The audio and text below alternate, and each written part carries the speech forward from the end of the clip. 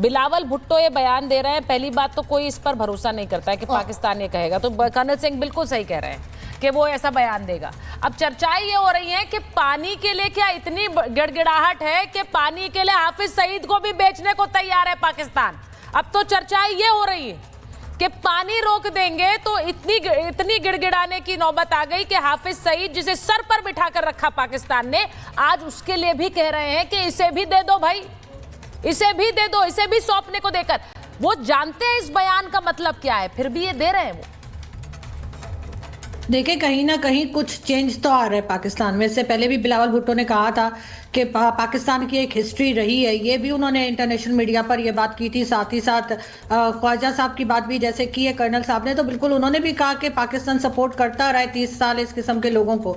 लेकिन अब अगर हम बात कर रहे हैं, जो कि हम तो पिछले 4-5 साल से जब से इंडियन मीडिया पर आए हैं यही सुनते रहे हैं कि आप लोग कहते हैं कि हाफिज सईद हवाले कर दो, तो जब अगर ये तैयार हो गए हैं तो ले लीजिए, और हो सकता है और लोगों को भी आपको दे दिया जाए। तो आप लोग तो खुद ही कह रहे थे ना, तो आपने कहा कि आपको देने के लिए तैयार है, आप ले लीजिए। और ये डेजिग्नेटेड नहीं, मैं तो पहली बात उसके साथ ये भी कहा कि इस बयान पे कोई भरोसा करेगा क्या? बड़ी बात ये आपको लग रहा है कि कोई इस बयान पर भरोसा करेगा कि वो सौंपने को तैयार है, जिसको आपने सर पर बिठा कर रखा है?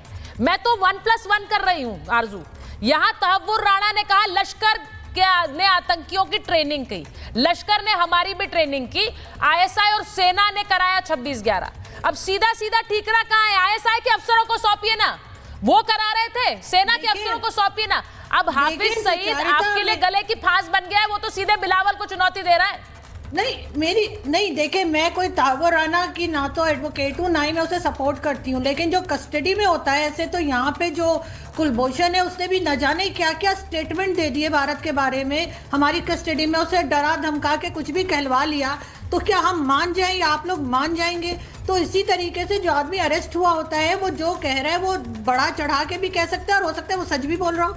ये काम तो एजेंसीज का है कि वो इन्वेस्टिगेट करें कि उसने कहाँ तक सही बात की है। लेकिन अगर ये हाफिज सईद को चले चेक करने के लिए आप लोग कहिए कि हाँ दो हाफिज सईद, फिर देखें नहीं, बिल्कुल आरजू, हम ये आज से नहीं कह रहे हैं, हम कब से कह रहे हैं हाफिज सईद का तो इंसाफ होगा।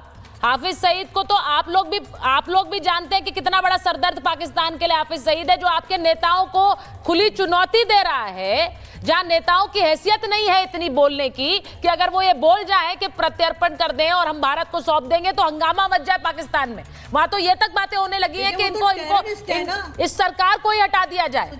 आतंकी कह रहा है, तला सईद कह रहा है, आतंकी का बेटा कह रहा है, चुनौती दे रहा है आपके नेताओं को जिनकी सरकार है। ये तो हालत है वहाँ। देखिए, वो तो UN designated terrorist Hafiz Saeed का तो कोई भी गूगल करे मिल जाएगा उसको। वो यहाँ पर अगर ये हीरो बनाते हैं तो बनाया करें, लेकिन सारी दुनिया जानती है कि वो टेररिस्ट है। yes. मैं खुद मानती हूँ, यहाँ बहुत से लोग मानते हैं। तो बिल्कुल अगर आप लोग को चाहिए और बिलावल अगर कह रहे हैं तो यकीनन बिलावल कहीं ना कहीं से परमिशन लेके बात कर रहे होंगे। हमारे पॉलिटिशियंस की इतनी हिम्मत तो परमिशन लेकर बात कर रहे होंगे। आप कह रही हैं परमिशन लेकर बात कर रहे होंगे, किसकी परमिशन? किसकी परमिशन? जाहिर है, हाँ, जाहिर है किसकी परमिशन ले रहे होगे, एस्टैब्लिशमेंट की परमिशन लेके बात की। एस्टैब्लिशमेंट कौन है आरजू पाकिस्तान में? एस्टैब्लिशमेंट कौन है? एस्टैब्लिशमेंट, मैं एक बार पूछना चाह रहा हूं, एस्टैब्लिशमेंट कौन है आरजू? देखिए, एस्टैब्लिशमेंट में सभी आ जाते हैं, उसमें कई इदारे आ जाते हैं, जिसमें सबसे पहले तो मिलिट्री आ जाती है, हमारी आर्मी आ जाती है। आप कह रही बिलावल भुट्टो ने आर्मी से परमिशन लेकर, अब ये बड़ी खबर है, सुन लीजिए, बिलावल भुट्टो ने आर्मी से परमिशन लेकर यह बयान दिया होगा। अब इसका मतलब क्या है? मेजर तूर के पास जा रही हूं, जरा मेजर तूर को लीजिए और फकर साहब को लीजिए। मेजर तूर, आर्मी से परमिशन लेकर ही बिलावल भुट्टो ऐसा बयान देंगे, वरना वो नहीं दे सकते हैं। यहां तहव्वुर राणा है, वो सच उगल रहा है, वो बता रहा है आईएसआई और सेना कैसे 26/11 के पीछे थी, लेकिन आर्मी वहां पर डिक्टेट कर रही है। क्या चल रहा है? प्लान क्या चल रहा है? पहली चीज तो सुचारिता जी, जो इंडिया से डेलीगेशन नियुक्त हुई थी ऑप सिंदूर के बारे में बताने के लिए, तो उसके पलटवार जो डेलीगेशन पाकिस्तान ने फौरन भेजी अलग अलग मुल्कों में, वहां से जिस तरीके का रिबटल और फीडबैक आया पाकिस्तान की ये डेलीगेशन को लेके, ये फीडबैक मिलिट्री एस्टैब्लिशमेंट पाकिस्तान की को बताया गया और बताया गया कि पूरी दुनिया में काफी आक्रोश है और गुस्सा है पाकिस्तान के खिलाफ। जिस तरीके से पहलगाम का जो आतंकवादी हमला था वो किस तरीके से अंजाम दिया गया, और इसको मन में रखते हुए पाकिस्तान मिलिट्री एस्टैब्लिशमेंट प्रेशर में आई है, और प्रेशर को कुछ हद तक कम करने के लिए और पाकिस्तान की इमेज को, कुछ छवि को ज़्यादा नुकसान ना पहुंचे, इसलिए उन्होंने बिलावल भुट्टो को ये परमिशन दी है कि वो ये बयानबाजी कर सकते हैं। पर अब सबसे बड़ा सवाल तो बिलावल भुट्टो ने खुद पूछा था कि रात के समय में कौन हमला करता है। अब वो तो खुद लश्कर-ए-तैयबा बताएगी कि रात के समय में कौन हमला करेगा, क्योंकि अब इतना बड़ा बयान देने के बाद पाकिस्तान मिलिट्री एस्टैब्लिशमेंट की जिम्मेदारी बन जाती है बिलावल भुट्टो को सेफ्टी और सिक्योरिटी प्रोवाइड करना।